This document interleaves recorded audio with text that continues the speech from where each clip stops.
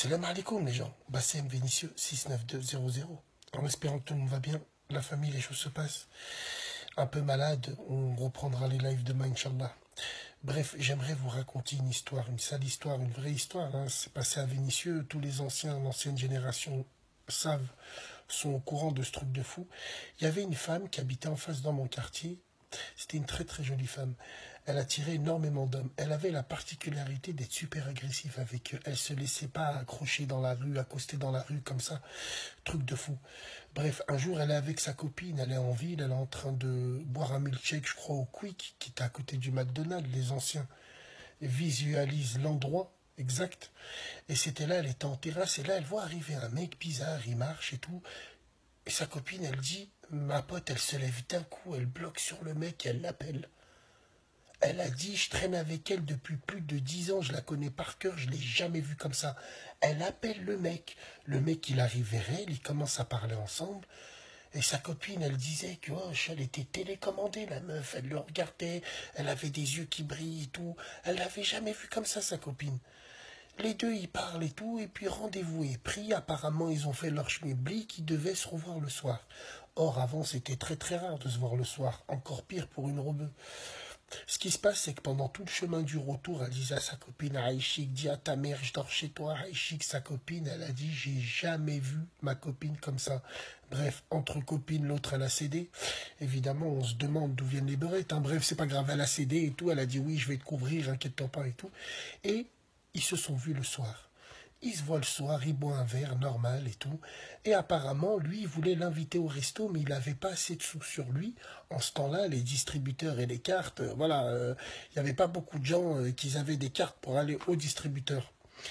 Bref, il lui dit, ben, j'habite à moins d'1 kilomètre, viens, on y va à pied. Et ils longent les quais du Rhône ensemble et tout. Et dans le chemin, la fille, elle a un peu froid. Et le mec, il voit ça. Donc, il enlève sa veste, il lui dit, tiens, de toute façon, je vais reprendre une autre veste chez moi et tout. Donc, il lui prête sa veste et tout, normal, sa veste, elle lui tient chaud. Il arrive devant chez lui, il lui dit, écoute, mon père, il est un petit peu bizarre. Attends-moi ici, j'habite au 3e étage, porte de droite. Hein. Donc, je descends et tout, inquiète-toi pas. Il lui dit, ouais, vas-y. Elle attend devant et tout, 10 minutes, 15 minutes, 30 minutes, il vient pas, le bonhomme. La meuf, elle commence à virer du cul. Wesh, il m'a pris pour une conne ou quoi? Elle commence à monter et tout. Et puis là, elle frappe à la porte indiquée. 3e et tout à droite. Tac, tac. Elle tape, elle tape. Et là, il y a un vieux qui lui ouvre, un vieux bizarre et tout. Il lui dit, excusez-moi, monsieur. Ah, j'ai dû me tromper. C'est pas là qu'il habite, Franck.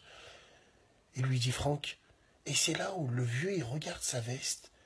Il regarde sa veste, il bloque. Et lui dit, vous cherchez qui au juste? Il dit, ben, cherche Franck, apparemment, il habite ici. Oui, il habite ici, mais vous êtes qui au juste? Il lui dit, ben, je suis une copine, on était ensemble à l'instant. Il m'a dit qu'elle allait revenir, prendre des sous, puis on allait repartir ensemble. Pardon, le vieux? Et il commence à coller. Il lui dit, mais excusez-moi, la veste que vous avez, elle vient d'où? Il lui dit, ben, c'est Franck qui me l'a laissée. Le mec, il panique, il va dans son placard, il ouvre, il regarde. Il referme le placard, la femme, elle comprend pas ce qu'il est en train de faire. Il va vers elle, il lui dit, vous en êtes sûr? Et le mec, agressif, il commence à lui enlever sa veste. La femme, elle commence à crier, mais lâchez-moi, qu'est-ce que vous êtes en train de faire? Et lui dit, cette veste est à mon fils Franck, elle a disparu du placard. Et la femme, elle lui dit, bah, je vous le dis depuis 5 minutes que c'est à Franck. Mais mon fils Franck est mort depuis 6 mois. Comment avez-vous pu avoir pris sa veste? Il est mort depuis 6 mois, on l'a enterré dans son village, là où il est né. Et c'est là où, en enlevant la veste, il a vu qu'il y avait une photo de Franck, mais qui avait grandi. Lui, il avait que des photos de lui quand il était petit, mais là, c'était une photo de Franck, mais qui avait grandi. Hak et Nebi, à ce qui paraît, la meuf, à l'heure d'aujourd'hui, elle se tape encore la tête sur les radiateurs là-bas, et ben au bled. Truc de fou. Elle a flirté avec un genou. Je suis tombé l'offre d'un genou.